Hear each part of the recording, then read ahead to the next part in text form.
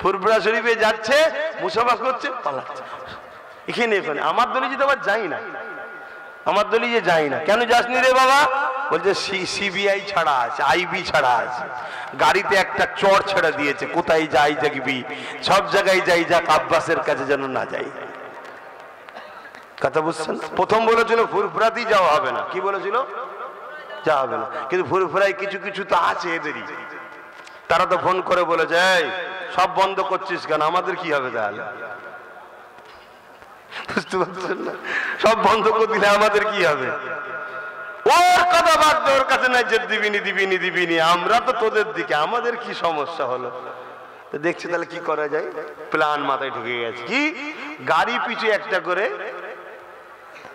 CBI ছেড়ে দিয়েছে, পিছু পিছু ঘুরবি, কোথায় যাই দেখবি।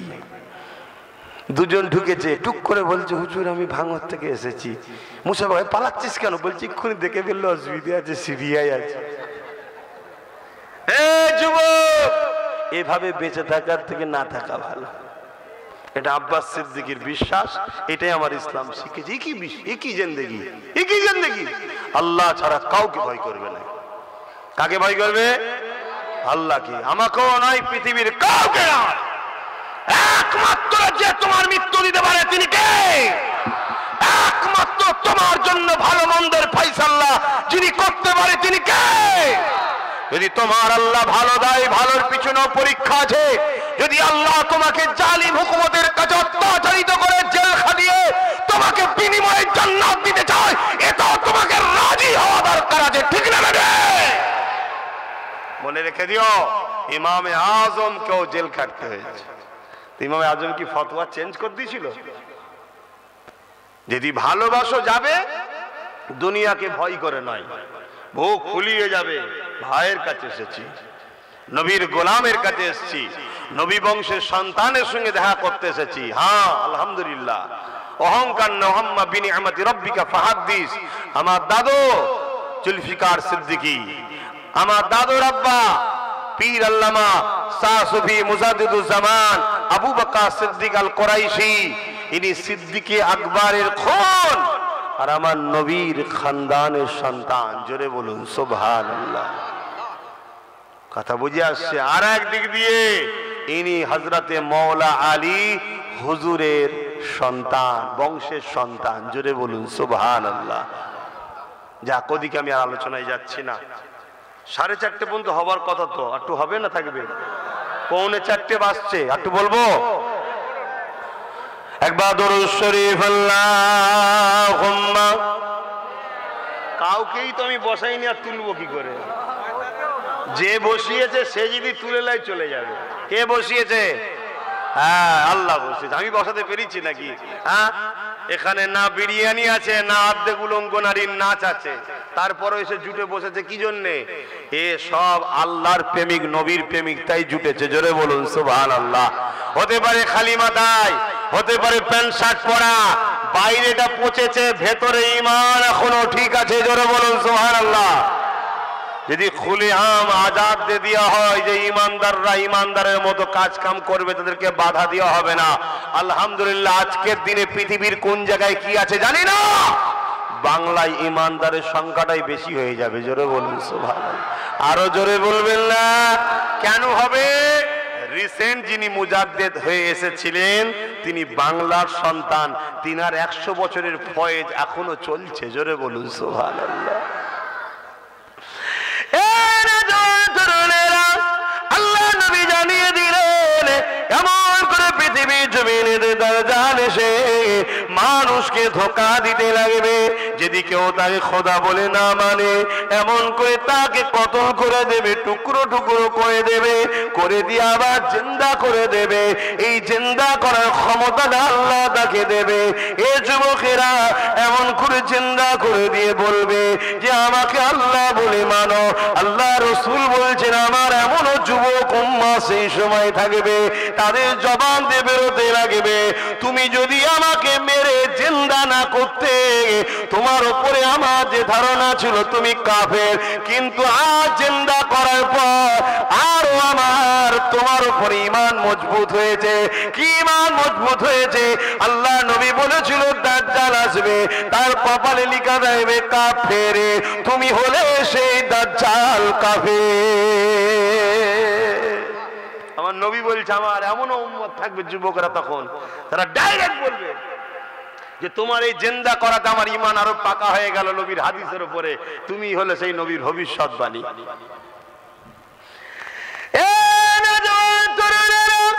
আল্লাহ নবী জানিয়ে দিলেন পৃথিবীর বুকে সব থেকে বড় ফিতনা হলো দাজ্জালি ফিতনা। সামান্য দাজ্জালের চেলাদের ফিতনায় যদি আমরা অতিষ্ঠ হয়ে যাই, সামান্য দাজ্জালের চেলাদের ফিতনাতে যদি আমরা দিশেহারা হয়ে যাই, সামান্য দাজ্জালের চেলাদের ফিতনাতে যদি আমরা আমন করে দিবা বাই দিগুদিক হয়ে যায়, সামান্য দাজ্জালের চেলাদের ফিতনায় যদি নিজেদের করে আল্লাহ নবীর দিক থেকে সরিয়ে নিয়ে দূরে চলে যায়, তাহলে দাজ্জালি ফিতনাতে আমাদের ঘরের ছেলেদের কি হবে উপায়? এই যুবকেরা এমন একটা দিন আসতে চলেছে যে দিনে বাপ গুলো নিজের মেয়েগুলোকে রক্ষা করতে পারবে না, ঘরের মধ্যে ধরে রাখতে পারবে না, তারা বাইরে বেরিয়ে যাবে, বাপ তাকে কন্ট্রোল করতে পারবে না। আল্লাহ নবী বললেন এমন একটা দিন আসছে ওই দিনে তোমরা মসজিদে যেতে পারবে না।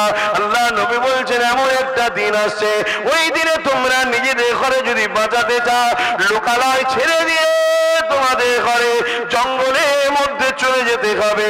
আল্লাহ নবী বলছে এমন একটা দিন আসছে ওই দিনেতে সমাজের সমস্ত জায়গায় নেতৃত্ব মাথায় বসে যাবে সমাজের অশিক্ষিতরা, সমাজের মূর্খরা, সমাজে যারা বম্পট বদমাইশ তারাই সব চলে যাবে।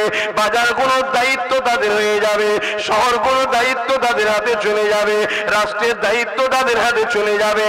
তারা সমাজের বুকে ফিতনা ছড়াবে, গুন্ডাগিরি করবে, এমন কোন সভ্যতা ছড়াবে, শরাব মদ জুয়া জেনা ব্যভিচারী সমাজের মধ্যে ভরে যাবে। আল্লাহ নবী জানিয়ে দিলে তখন হবে কিয়ামত একেবারে কাছে। আজকের আমার যুবকদের জিজ্ঞাসা করব নবী পাকের হাদিসগুলো আজকে দিনে ঘটছে না ঘটেনি? জোরে বলুন। তাহলে আমাদের করণীয় কি? আল্লাহ নবী বলছে ওই দিনে যারা এই অন্যায় গুলোর মোকাবেলা করে দাঁড়িয়ে থাকবে, ওই দাঁড়ানো অবস্থায় তারা যদি ওই লড়াইয়ে শহীদ হয়ে যায়, আমি রাসূলুল্লাহ জানিয়ে দিই আল্লাহ পাক তাদেরকে শহীদের মর্যাদা দিয়ে দেবে। আর যদি তারা কামিয়াবি হয়ে যায়, গাজী হয়ে যায়, আল্লাহ পাক তাদেরকে জান্নাত পুরস্কার দেবে।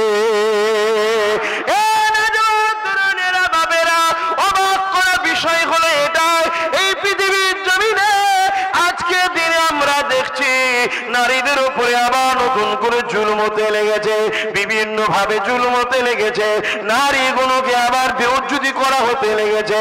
এই আমাদের দায়িত্ব হবে রাসূল পাকের দ্বীন ইসলাম যে আদর্শ আমাদেরকে শিক্ষা দিয়েছে সেই কাজা বাস্তব সমাজে প্রতিষ্ঠিত করা, পরিচালনা করা, সেই কোন সমাজের কাজে বেশি বেশি করে প্রচার করা।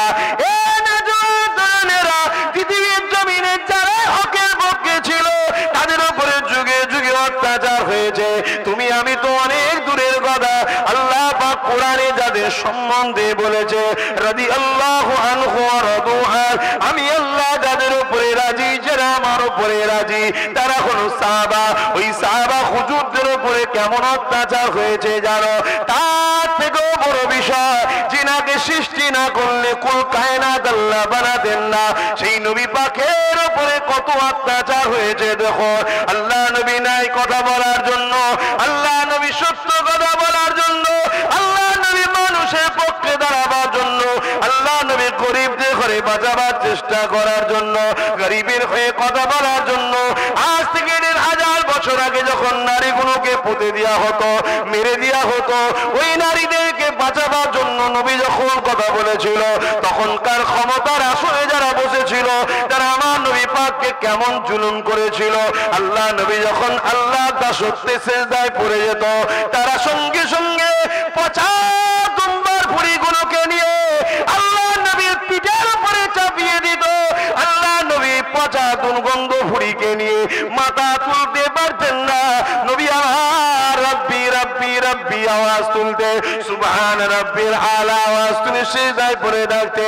আমার নবী পাকের কলিজা টুকরি খাতুনে জান্নাত তখন ছোট ছিলেন, তিনি আগিয়েছে আব্বা জানের পিঠ থেকে যখন এই দুম্বার পচা ভুড়িগুলো নাপিয়ে দিতে, তখন আল্লাহ নবী মাথাটা দুটাতো, এ যুবকের হকের পক্ষে থাকাই দে। আমার নবীর ওপরে যদি চুল হতে পারে আমার ওপরে হবে না, এ আশা করাটা তো আমার পিতা হবে, তোমাদের ওপরে হবে না, এ আশা করাটা তো পিতা হবে। তবে মনে রাখবে, তুমি নিজেকে তোমার আল্লাহর কাছে লুকাতে পারবে না। তুমি হকের পক্ষে যদি থাকো, যতই জুলুম আসুক না কারো, যত অত্যাচার আসুক না কারো, তুমি পাকে মজবুত করে রাখো।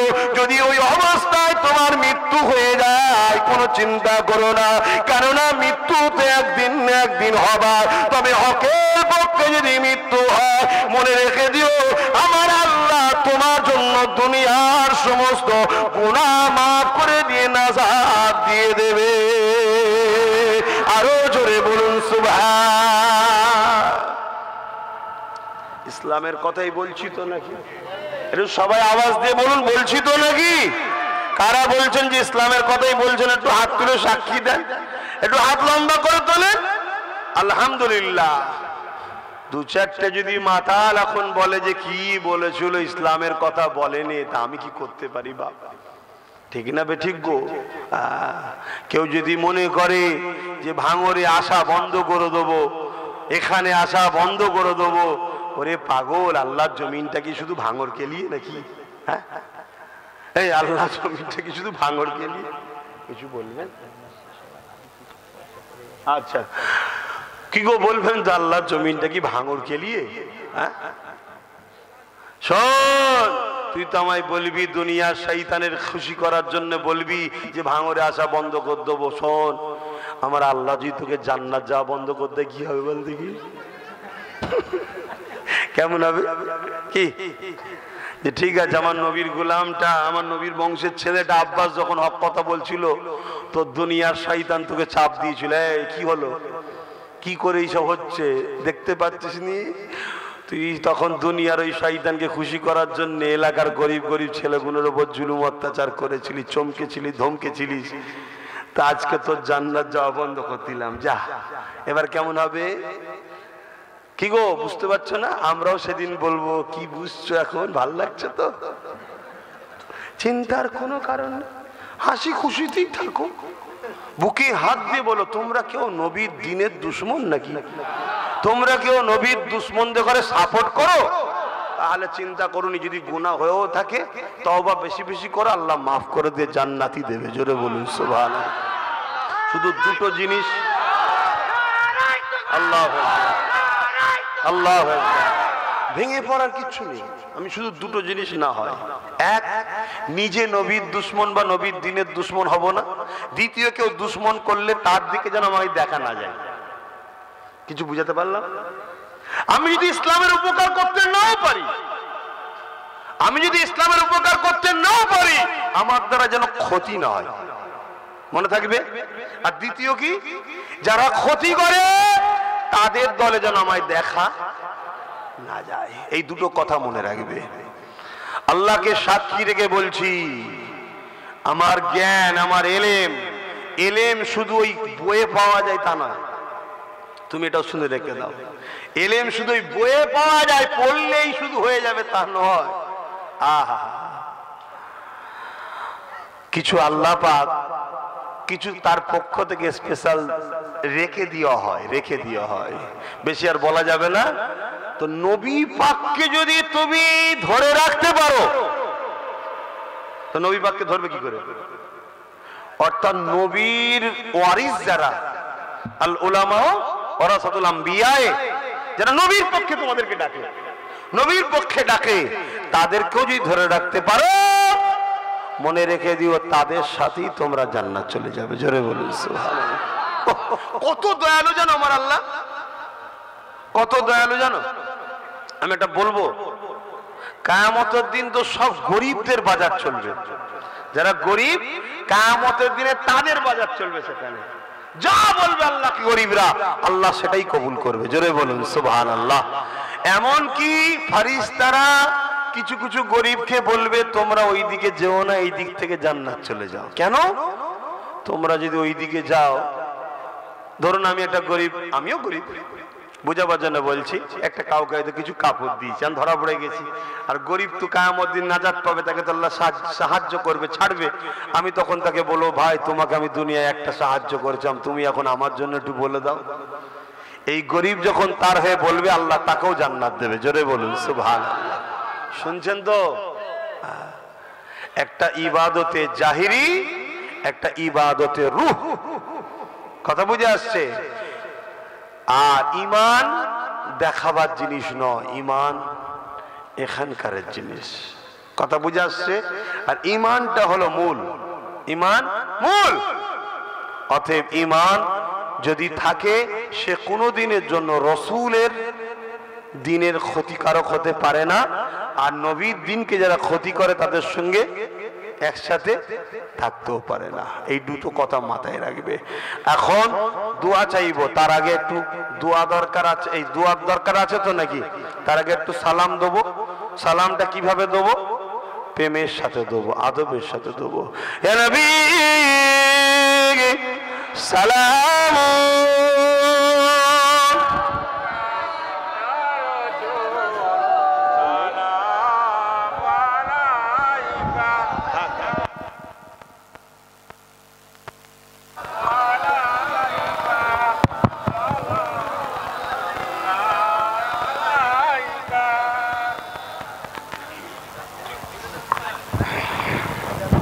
আমার বাপ ভাইরা মন দিয়ে শোনেন। সালাম দিবার হুকুম কে দিয়েছে? জোরে বলুন। আল্লাহ। আল্লাহ হুকুম দিয়েছে। নামাজের হুকুম কে দিয়েছে? এত উঠেছে ভেঙে যাবে না তো? না, তারপরেও তো আল্লাহ বলেছে সাবধান হও। হ্যাঁ, এটা সাবধান, সময় কম। সালামের হুকুম কে দিয়েছে? সালামের হুকুম কে দিয়েছে? আল্লাহ। নামাজের হুকুম, রোজার হুকুম, একটু বলবেন, খুব ভালো জিনিস একটা বুঝাবো আপনাদের। যাকাতের হুকুম, হজের হুকুম, আল্লাহ হুকুম দিয়েছে নামাজের। নামাজ পড়ে? আল্লাহ নামাজ পড়ে? বলুন। আল্লাহ রোজার হুকুম দিয়েছে, আল্লাহ রোজা রাখে। আল্লাহ হজের হুকুম দিয়েছে, আল্লাহ হজ করে। কিন্তু আল্লাহ দরুদের হুকুম দিয়েছে, আল্লাহ নিজেও দরুদ পাঠায়। জোরে বলুন সুবহানাল্লাহ। চিন্তা করে দেখুন, দরুদ সালামের ফজিলত এত। এই যে দাঁড়ালেন, এই দাঁড়ালেন ইখতিলাফ আছে। ইখতিলাফ করার তো কোনো বিষয় নয়, এটা প্রেমের ব্যাপার। কিন্তু কেউ যদি আবার বলে যে দাঁড়াইনে কোমরে লাথি মারো আর মারো, এই অভদ্রতা কিন্তু ঠিক নয়। কেউ যদি বসে সালাম দেয়, সেটা তার ভক্তি, তার প্রেম, তার প্রেমটা ওই জায়গায় বেঁধে রয়ে গেছে। সে তার নবীর কাছে জবাব দেবে খুনি। কিন্তু তা বলে তোমাকে কোমরে লাথি মারো, তুলে দাও, এগুলো ইসলাম কিন্তু অপছন্দ করে। আমরা দাঁড়িয়ে সালাম দিই।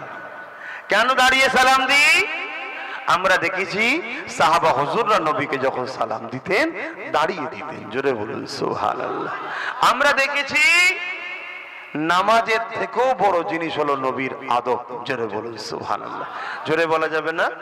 আমার কথা কি আপনারা একমত হতে পারছেন না? নামাজের থেকেও বড় হলো কি? নবীর আদব। নবীর আদব, নবীকে আদব করা। তাই আমরা দেখেছি সাহাবা হুজুরদের আদবের স্টাইল ছিল আলাদা।